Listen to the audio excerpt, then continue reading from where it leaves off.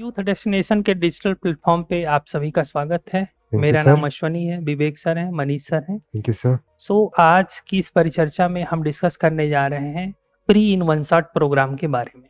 ये हमारे mentorship programme का एक बहुत ही लास्ट स्टेज का चरण है।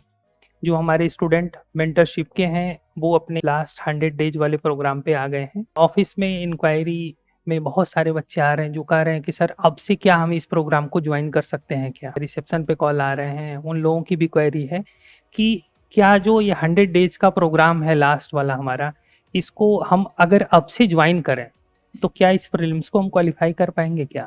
तो मुझे लगा कि 1 to 1 अगर हम इस चर्चा को किसी बच्चे को समझाएं तो ज़्यादा टाइम लग जाएगा। तो क्यों ना आज हम सारे जो हमारे मेंटरशिप के सदस्य हैं सभी मिलके हम चर्चा कर दें, और जो भी बच्चा यहाँ पे है दिल्ली में या जो बाहर का है, कैसे वो हमारे इस मेंटरशिप प्रोग्राम के प्री इन वन शॉट का लाभ ले सकता है। तो बहुत हद तक जाके वहाँ हम हेल्प नहीं कर सकते, बट ये है कि हम उनको कुछ सजेशन दे सकते हैं, गाइड कर सकते हैं, अपने एक्सपीरियंस उनसे शेयर कर सकते हैं। तो उनके लिए क्या एक मैसेज देना चाह रहे हैं हम लोग, तो एक बार डिस्कस करते हैं, उन बच्चों को एक मार्गदर्शन करते हैं। तो एक बार मनीष सर आप संक्षिप्त में इस पूरे प्रोग्राम की स्ट्रेटजी एक बार आप बता दें बच्चों को, कैसे ये जो प्रोग्राम है ये उन बच्चों के लिए कारगर साबित होगा। जी थैंक यू सर। ऐसा है, जो मेरा अपना ऑब्जर्वेशन आज तक रहा है जी, मैंने ये ऑब्जर्व किया है कि ज्यादातर बच्चे, you can say more than 99.99% students जो जी। असफल होते हैं, उनका कारण ये नहीं होता है कि वो इंटेलिजेंट कम होते हैं या उनको पढ़ना नहीं आता। एक ही प्रॉब्लम होती है, उनको प्रॉपर गाइडेंस का न मिलना। जी, और दूसरी सबसे बड़ी समस्या रहती है उनका इनकंसिस्टेंट बिहेवियर, जी, अप्रोच। हमारे मेंटरशिप प्रोग्राम का सबसे अच्छी खासियत यही है कि हम बच्चों को इंडिविजुअल लेवल पे उनको एक प्रॉपर टाइम में एक लक्ष्य देते हैं। जैसे सपोज करिए वीकली, मंथली हम उनको एक टारगेट देते हैं और डेली बेसिस पे उसको हम मॉनिटर करते हैं। क्योंकि आज के ज़माने में वैसे भी कोई किसी को आजकल कंट्रोल नहीं करता, गाइड नहीं करता, रेगुलेट करने की कोशिश नहीं करता, और आज के युवा वर्ग के पास इतना पेशेंस भी नहीं है वो किसी की सुने। बट हम सब जानते हैं कहीं ना कहीं कि हमारी ये वीकनेस है। तो हमने क्या कर रखा है, जैसे अभी भी एग्जाम में लगभग 3 मंथ्स के पास टाइम हमारे पास है, तो हम क्या कर सकते हैं या क्या किया है हमने अपने बच्चों के साथ में, जिसका बहुत ही पॉजिटिव फीडबैक आ रहा है कि हमने सब्जेक्ट्स को वीक और मंथ के बेसिस पे डिवाइड कर दिया है। उनको प्रॉपर टाइम देते हैं, डेली बेसिस पे मॉनिटर करते हैं, और उनको एक स्टैंडर्ड बुक, साथ में जितने भी प्रीवियस क्वेश्चंस पूछे गए हैं उस टॉपिक से रिलेटेड वो उनको कराते हैं। उसके बाद उनका हम based on the subject 3 to 4 test ले लेते हैं, इससे along with the current affair को उसमें समाहित करते हुए। इस तरीके से क्या होता है कि उनका कंप्लीट कवरेज हो जाता है एक पर्टिकुलर इंपॉर्टेंट सेगमेंट्स का, एक सब्जेक्ट का। और यदि वो कोई भी बच्चा अभी से भी हमारे साथ सिर्फ अगले एग्जाम तक, प्री तक साथ बैठता है, तो इस बात की बहुत संभावना है कि वो इस बार प्रीलिम्स क्लियर कर लेगा। बस हमारी आवश्यकता इतनी है कि पहले से थोड़ा बहुत पढ़ा लिखा हो, ऐसा ना हो कि बिल्कुल ही नया बच्चा हो। तो उसको मैं सजेस्ट करूंगा कि अपना अटेम्प्ट वेस्ट ना करे, वो 2024 के लिए अप्रोच करे। लेकिन जो 23 वाले हैं उनको मैं अभी भी स्वागत करना चाहूंगा, वो एक बार आए, बैठे, हमारा प्रोग्राम को देखें, और 100% मैं इस बात के लिए आश्वस्त हूं कि वो हमारी बात माने, जैसा हम टारगेट दे रहे हैं डेली बेसिस उसको पूरा करें, और वो सफल होके रहेंगे। इसमें जीएस, सीसेट, करंट अफेयर सारा सम्मिलित है, क्यों विवेक सर? जी। इसमें महत्वपूर्ण बात यह है कि अगर हम बात करें पूरे प्रोग्राम, तो ये 3 चरणों में रहा है हमारा प्रोग्राम। शुरुआती चरण में हम लोग सिर्फ एलिमेंट्री चीजें पढ़ाते रहे। उसके बाद जो दूसरा चरण होता है जिसमें हमने एडवांस चीजें पढ़ाई थी, अब ये जो तीसरा चरण चल रहा है जो पीटी से पहले है, इसमें हम पीटी स्पेसिफिक बात नहीं करते। जब आप किसी एग्जाम को पास करने की बात करते हैं तो 2-3 चीजें बड़ी महत्वपूर्ण। पहली चीज ये महत्वपूर्ण होती है कि क्या मैटर हम पढ़ रहे हैं, जो मटेरियल पढ़ रहे हैं वो उस एग्जाम के लिए सही है कि नहीं, एप्रोप्रिएट है कि नहीं।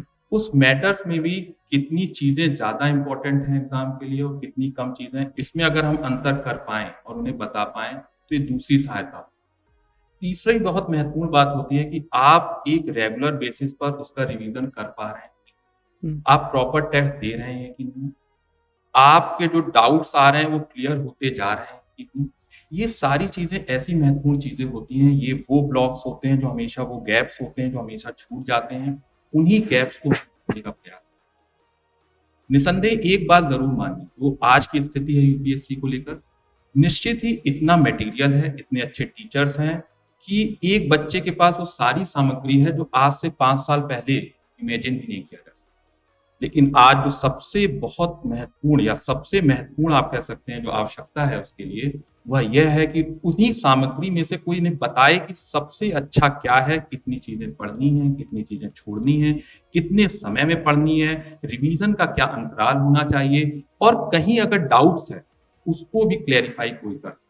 तो हमारा जो प्रोग्राम है वो इन्हीं सारी चीजों पे ध्यान केंद्रित करता है, और मेरा यकीनन यह विश्वास है कि इस अप्रोच के साथ अगर कोई भी बच्चा पढ़े या कहीं भी पढ़े तो बेहतर रिजल्ट ला सकता है। हमारा एक छोटा सा प्रयास है, निसंदेह इसका जो रेस्पॉन्स आया अभी सर बहुत अच्छा आया है, इसके लिए भी मैं आपको कॉन्ग्रेचुलेट करना चाहता हूँ, आपको ही करना चाहता हूँ सर।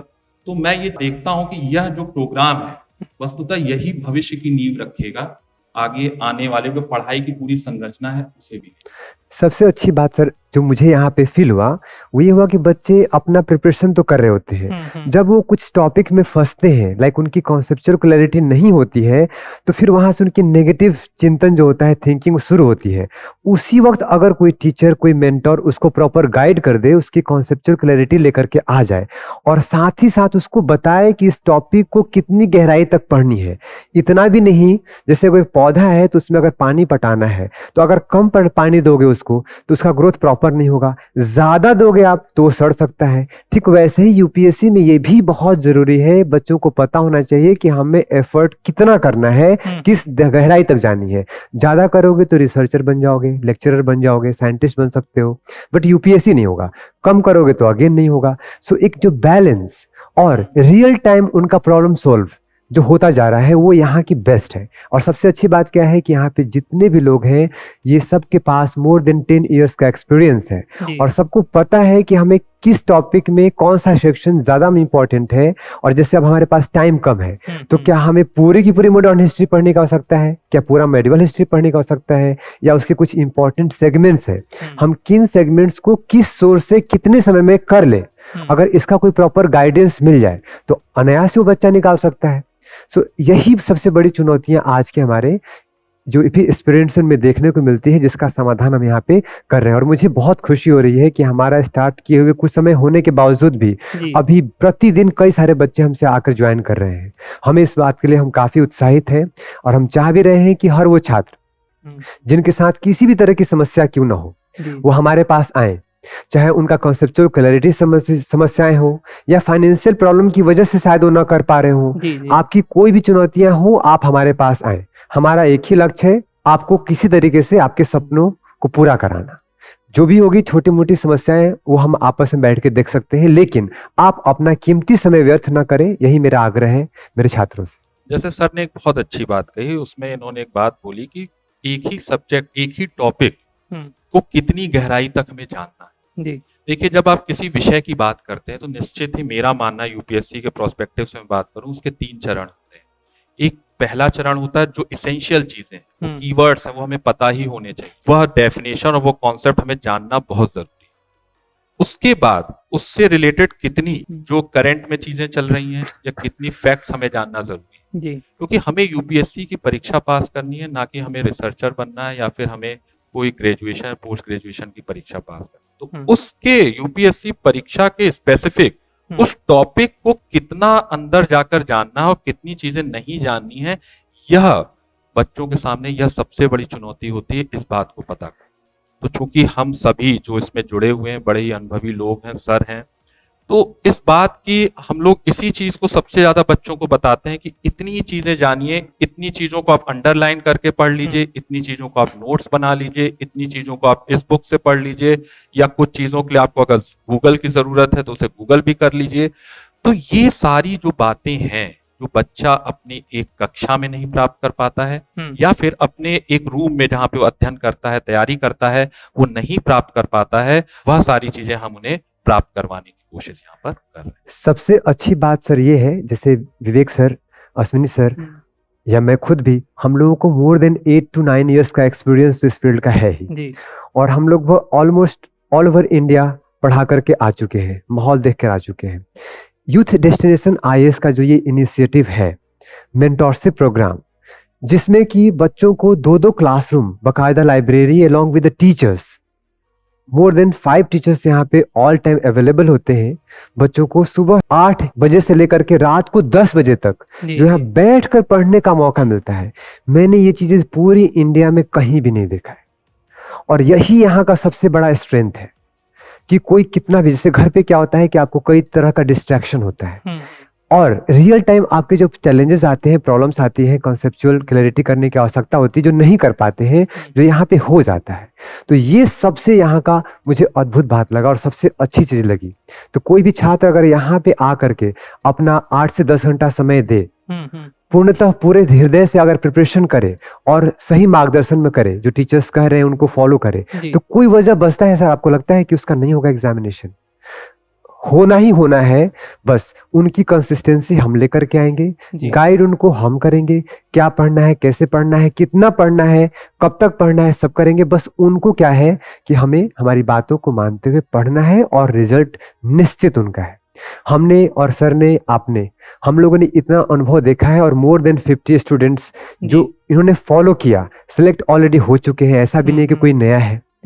सो ये हमने जरूर एक नया किया है कि यहाँ पे बच्चों को इतना देर तक पढ़ने का मौका दे रहे हैं बैठ करके, और आपने अच्छा किया है कि फुल टाइम फैकल्टीज आपने हायर कर लिए हैं। जी। तो इसमें अगर कोई जोन में आकर के पढ़ाई करता है और पूरे दिल से, तो ना हो इसकी कोई, मुझे नहीं लगता कारण है, होना ही है। सर क्या कहना आपका सर इस बारे में? सर पहले मैं एक बार बता दूं बच्चों को कि जैसे विवेक सर ने जो अभी बात कही, तो उसमें एक बच्चों के प्रश्न का उत्तर था। तो मैं एक बार क्वेश्चन इनका रिवाइज कर दे रहा हूँ, ताकि वो बच्चे इनके आंसर को अपने से रिलेट कर पाएंगे। जैसे बहुत सारे बच्चों का ये प्रश्न था कि सर अब ये एग्जाम का सबसे लास्ट टाइम, तो क्या इस लास्ट टाइम में हमारी खुद की स्ट्रेटजी है और आपकी एक अलग स्ट्रेटजी है? तो क्या ऐसा है कि अगर हम आज आपके इंस्टीट्यूट को ज्वाइन करते हैं, इस मेंटरशिप प्रोग्राम को ज्वाइन करते हैं, तो क्या आपके पास ऐसी स्ट्रेटजी है क्या कि आज से हम हमारा कोर्स पूरा कंप्लीट हो जाएगा? तो इस तरह के सवाल का जवाब। सर इसका जवाब मैं ही देता हूँ। हाँ। एक्चुअली कोई भी बच्चा जो अभी आता है, कुछ बच्चे जो हमारे शुरुआत से हैं वो तो तीसरे चरण में हैं, हम यूं मान सकते हैं, हमने ही जो बताया था वो वही पढ़ रहे हैं, हमारे टेस्ट को कर रहे हैं। जो नए बच्चे अभी जुड़ रहे हैं, उनके साथ हमारी स्ट्रेटेजी कैसी होती है उसे भी समझ जी। हमारी स्ट्रेटेजी का मूल ये होता है कि अब हम कोई नई चीज उन्हें पढ़वाने को नहीं कह रहे। उन्होंने जो भी पढ़ा होता है उन्हीं चीजों को हम एनालिसिस करते हैं, क्या चीजें अब उनमें से वो निकाल सकते हैं, कौन से टॉपिक को अब निकाल सकते हैं। और कोशिश ये रहती है कि ज्यादातर टॉपिक वो अपने उन्हीं नोट्स या उन्हीं सोर्सेस का प्रयोग करें जो अब तक वो पढ़ा है। लेकिन हाँ, उसके साथ स्ट्रेटेजी क्या रहे, वो चीजें जो उन्होंने अनावश्यक उस नोट्स में लिखी हैं या लिखाए हैं, उन चीजों को हम काटते भी जाते हैं। और उसके अलावा हमें लगता है कि उनके नोट्स में कुछ चीजें कमी रह गई हैं, तो हम स्पेसिफिक सोर्सेज भी उन्हें बताते हैं कि जहां से जाके वो विशेष टॉपिक को जाकर देख आए। तो हमारी जो पूरी स्ट्रेटेजी है उसमें नए बच्चे भी उतने ही कंफर्टेबल हैं जितने हमारे वो जो पुराने बच्चे। हाँ, इसमें तो सर एक एक दिन का शेड्यूल बना हुआ है, और कहीं ना कहीं आपके शेड्यूल को ध्यान में रखते हुए ही आप देखेंगे अगर, तो हमारे भारत के, स्पेशली दिल्ली के जितने बड़े बड़े संस्थान हैं, उनके भी छात्र आकर के यहाँ पे आकर के, जो छात्र छात्राएं प्रिपरेशन कर रहे हैं हमारे मार्गदर्शन में। और सबसे अच्छी बात क्या है कि आपके यहाँ जो फैकल्टी मेंबर्स हैं, both in Hindi medium as well as English medium दोनों के हैं, सो इसलिए उनको और कंफर्टेबिलिटी हो जाती है। और मैं बहुत इसी में रोचक एक बात बताता हूँ, सर ने दोनों मीडियम्स की बात की। सर ये जो हमारे पास हिंदी मीडियम के बच्चे आते हैं जी, ये तो सारी जो हमने पहले की समस्याएं आपको बताई थी, जो गैप्स रह जाते हैं, उनका हम उन्हें भरने का प्रयास तो इस प्रोग्राम के माध्यम से करते ही हैं, वो चाहे इंग्लिश मीडियम हो चाहे हिंदी मीडियम। लेकिन स्पेसिफिकली अगर मैं आपको बताऊं, हिंदी मीडियम स्टूडेंट्स की जो प्रॉब्लम है, कई बार सर ऐसा होता है कि जो इंग्लिश में जो बुक्स लिखी गई उसका ही ट्रांसलेशन, जो सोर्सेज वो यूज कर रहे होते हैं उन्हीं का ट्रांसलेशन हिंदी में होता है, चाहे वो लक्ष्मीकांत हो, यहाँ तक कि एनसीईआरटी।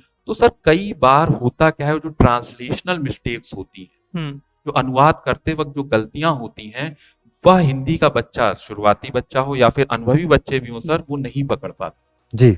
तो हम लोग यहाँ पर उन्हें ये भी बताते हैं, क्योंकि हमने दोनों बुक्स एनालाइज करके हिंदी मीडियम में जहां जहां गलतियां हो रही उन स्पेसिफिक बुक्स में, वो भी हम उन्हें इंगित करते हैं, उन्हें बताते हैं। यह चीज सर जो हम करते हैं ना, ये उनके लिए बड़ी हेल्पफुल हो रही है। और ऐसा हम शायद इसलिए भी कर पाते हैं, फॉर्चुनेटली हम लोग नॉर्थ इंडिया से बिलोंग करते हैं, और चाहे हमारी मीडियम इंग्लिश क्यों ना हो, उसके बावजूद we have to go through the Hindi terminologies as well.